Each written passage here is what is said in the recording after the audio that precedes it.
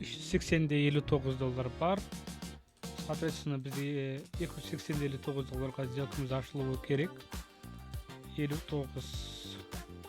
И соответственно, ол жерден бізде $496.64 қосылатын болса, $596.64 шотымызда қалуы керек.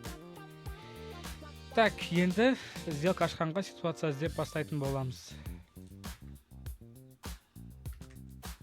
Евро CHF валютная парасы.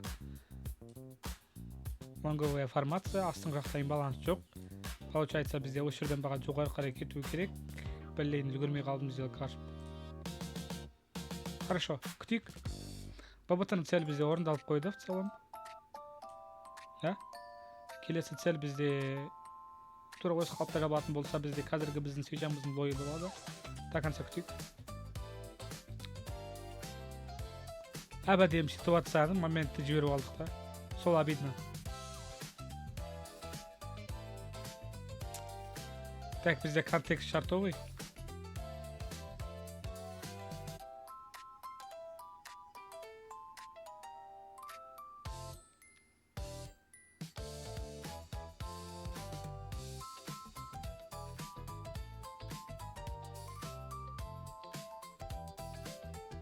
Все, давайте бір сделка ашып жібердім. $280.59 біздің целіміз нарықтағы біздің лой. Осы жерге дейін түсу керек деп мен үміттенемін баға. Так что көретін боламыз. Бізде жоғары жаққа қарай баратын болса, нарықтағы зона, яғни диапазон бізде бағаны тоқтатады, яғни астқа қарай жібереді. Бұл зона бізде rejection блок. Алдыңғы жақтағы ликвидность шешіп тұрған, соответственно, бағаның төменге кеткенін күтемін. И көріп тұрғандарындай, идеально біздің цельге қарай келді. 25 секундтай қалды, до конца сделканың уақытын аяқталып, сделкамыздың плюске жабылған күтейік. Бірақ опасно, разворот басталып жатыр. Прям өте агрессивно құлап, бүкіл ликвидность жинап кеттік астыңғы жақтағы. Опасно. 5, 4, 3, 2. И все. Өзіміздің прибылімізді алдық. Соответственно, бізде $638.73 шотта тұр.